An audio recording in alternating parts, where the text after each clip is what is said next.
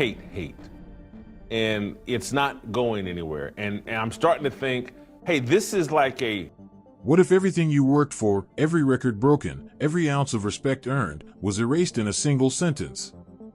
That's what happened when ESPN analyst Monica McNutt dropped a comment so controversial, so loaded, that it didn't just raise eyebrows, it kicked off what some are calling a full-blown media takedown.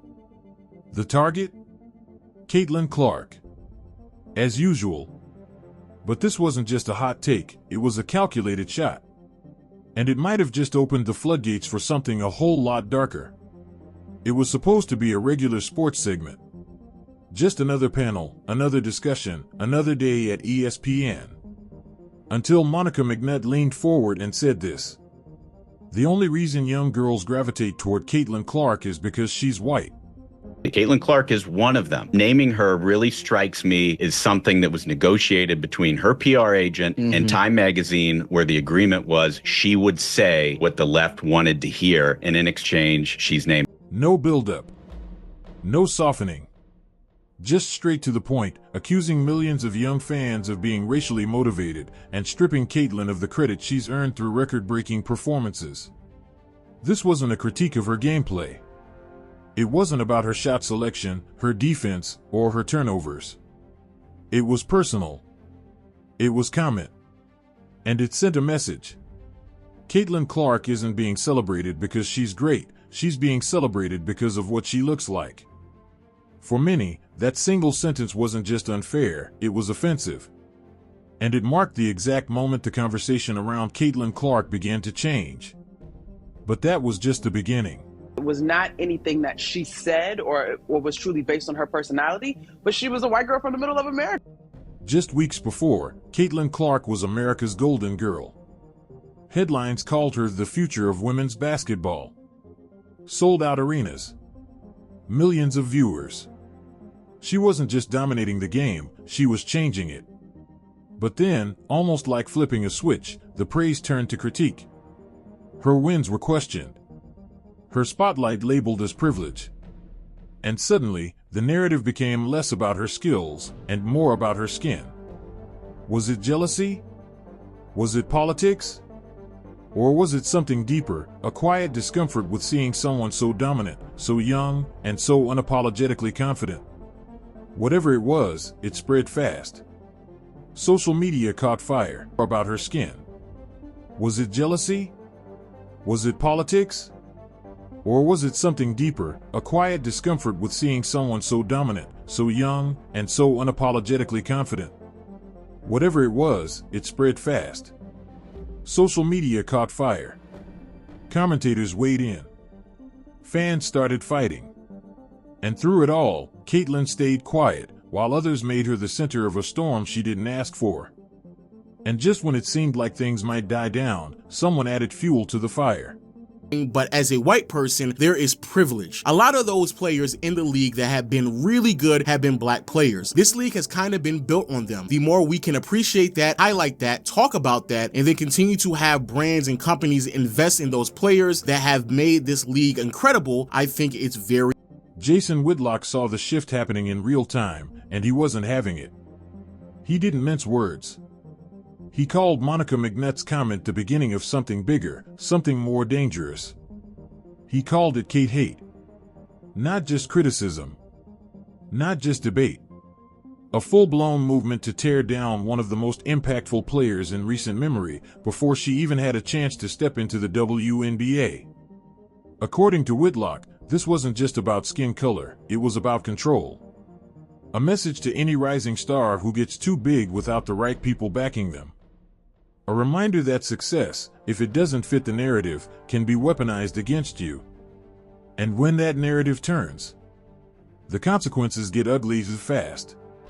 But if you think this stops at media drama, think again. Race bait at this point. I don't know that they've got another pivot in them at all. And again, this... Let's imagine the roles were reversed.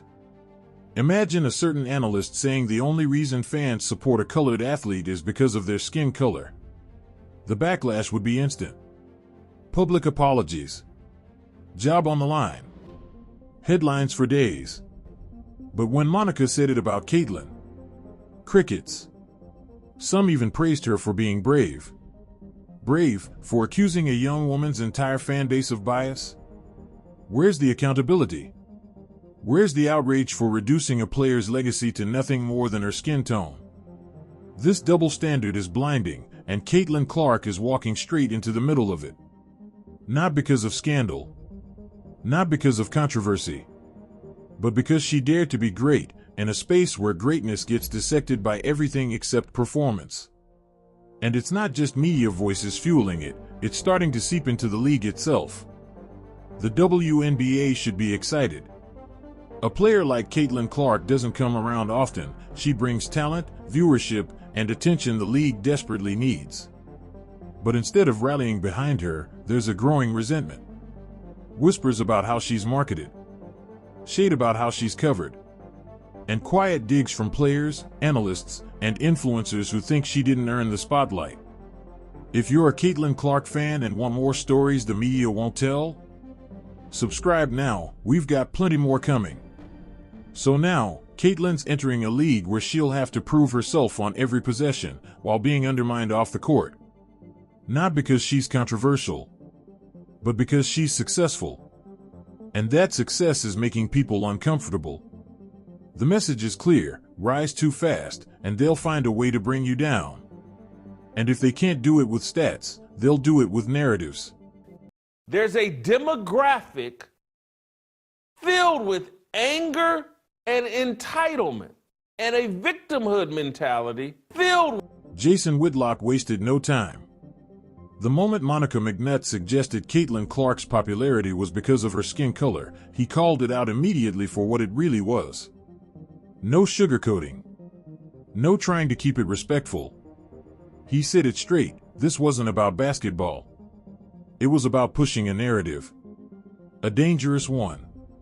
And in his words, it was a cheap shot at real talent. Clark had worked her whole life to get to this level. The records, the buzzer beaters, the packed arenas, that wasn't handed to her. But now, all of it was being discredited by a single comment rooted in identity politics. And what Whitlock said next shook the whole conversation. They can't handle a certain skin of an athlete being celebrated for actual skill, Whitlock said. So it has to be reduced to this. That was the line. The one that made his stance crystal clear. He wasn't playing nice, and he wasn't holding back. Whitlock said the media has no problem cheering for greatness, as long as it fits their script. But the moment someone like Caitlin Clark gets too big, too fast, and doesn't match the usual image they're trying to sell, suddenly it's a problem. Suddenly, it's not about her three-point range or her court vision, it's about her skin tone. And Whitlock wasn't done connecting the dots. Setting highs in viewership, attendance, and merchandise sales. Undoubtedly, Fever guard Caitlin Clark was the primary reason for the spurt in popularity. Whitlock claimed this wasn't an isolated comment, it was part of a growing trend. He brought up how other athletes, entertainers, and public figures get dismissed or attacked the moment they gain traction. The same people who scream for diversity have no issue tearing someone down when they don't check the right boxes. It's not about equality anymore, it's about control. According to Whitlock, this has been slowly creeping into every part of pop culture. Sports, music, even newsrooms. The rules keep changing, and who gets to be celebrated now depends on more than just talent. And Caitlin? She's just the latest example of someone caught in the crossfire. But what Whitlock pointed out next was even more revealing. Where was the backlash? Where were the apologies? If someone had flipped the script, made the same comment about a colored athlete, there would have been outrage. Job losses. Boycotts. A full media meltdown. But when Monica McNutt made it about Caitlin, crickets. Whitlock said that double standard was the real story, and the media's refusal to call it out proves his point. Because if fairness and equity actually mattered, the reaction would be the same regardless of skin color. But it wasn't. And Whitlock knew exactly why. Because calling out certain narratives doesn't fit the agenda. And worse, most people are too afraid to say anything about it. But Whitlock didn't stop there. He made it personal. Mentality, they like Caitlin Clark because she's not a victim, because she doesn't seem to be. Whitlock ended his response with a message that cut deep. If you're a young athlete, don't think being great is enough anymore. He said Caitlin Clark did everything right. She dominated, stayed out of trouble, respected the game. And still, she got painted as a product of privilege. Not because of what she did, but because of who she is. And if that can happen to someone like Caitlin, Whitlock warned it can happen to anyone. Your background, your effort, your journey, all of it can be wiped out in a second if someone decides your success doesn't fit their version of progress. This wasn't just a comment. It was a glimpse into how far sports media has fallen and how far they're willing to go to push a narrative. The question is, why do millions of people, across all backgrounds, rally behind Caitlin Clark? Is it really just because she's a certain skin color, as some suggest? Or is that narrative just a lazy excuse to avoid admitting the truth? Because Jason Whitlock sees something deeper. And once he broke it down, it became painfully clear, this isn't about race. It's about raw talent that some people just can't handle. Like this. Is Caitlin Clark the greatest of all time in college basketball? So, clearly using Caitlin. Let's start with the obvious, her shooting. Caitlin Clark pulls up from 30 feet like it's nothing. Deep threes, off the dribble, from the logo, shots that break defenses and expectations in the same second. Sound familiar? That's because she's often compared to Steph Curry, and for good reason. But here's what Whitlock points out, this isn't just showboating. This is strategy. Clark stretches the floor, forces mismatches, and changes how every team defends. You don't get millions of fans because of your skin color. You get them because you do things most players wouldn't even attempt. And she does it night after night. But the story doesn't end with her jump shot. Despite all the attention, all the interviews, all the fame, Caitlin stays grounded. She gives credit to her teammates. She deflects praise. She doesn't chase drama. And that's rare. Whitlock points out that charisma matters, but humility cements loyalty. It makes fans feel like they're rooting for someone real. Someone who remembers where they came from. Someone they can trust. And when you combine insane skill with that kind of personality, you don't just attract fans. You build a movement. But what truly separates her goes beyond smiles and sound bites. Being the liar of them all. The king lie. The biggest projectionist of them all. I'm just going to make up things. Cheryl Swoop. Watch her on the floor. Caitlin's not just scoring, she's directing. Calling plays. Controlling tempo. Reading defenses like she's 5 steps ahead. Whitlock calls it high IQ basketball, the kind of vision and decision-making that elevates everyone around her. She's not just a shooter. She's a leader. A floor general. That's the part critics skip over. Because admitting she's a smarter player than most, that ruins their entire argument. When someone consistently outthinks the competition, it's no longer about image. It's about intelligence. And Clark has plenty of it. Still, leadership means nothing if you fold under pressure, and that's where she becomes unstoppable. Every big game. Every spotlight. Every must-win moment, Caitlin Clark shows up. We've seen athletes with hype crumble when the pressure hits. But Clark doesn't just survive the moment, she owns it. Game winners. Record-breaking nights. Comebacks. Playoffs. She thrives when the stakes are highest. And according to Whitlock, that's what makes her different. You can't fake clutch. You can't teach it. Which is why the next part of Whitlock's argument hits even harder. Whitlock shuts it down completely, saying the claim that Caitlin Clark's popularity comes from her skin is not just wrong, it's lazy. Because the truth is this, her fan base is massive, and it's diverse.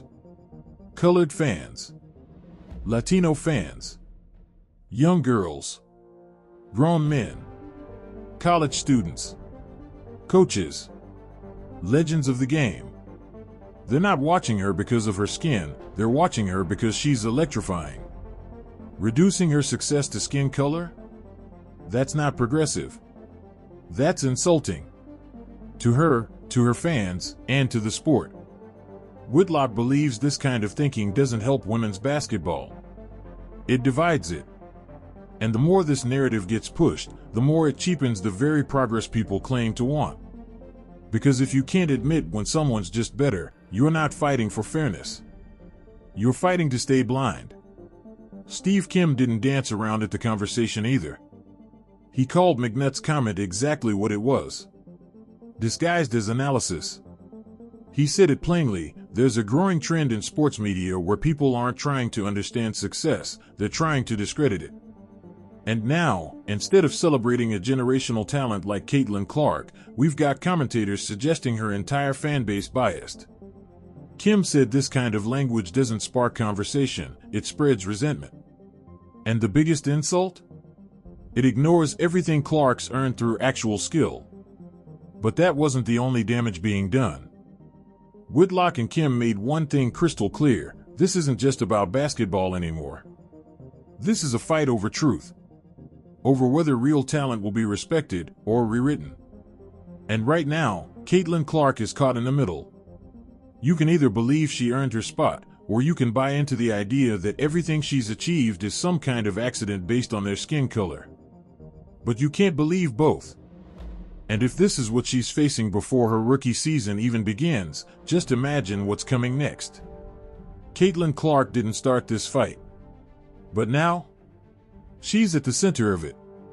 And while some are working hard to dim her light, others are standing up to call it what it is, jealousy, disguised as justice. Don't forget to subscribe for more videos and WNBA action like this. With that said, thanks for watching, and until next time.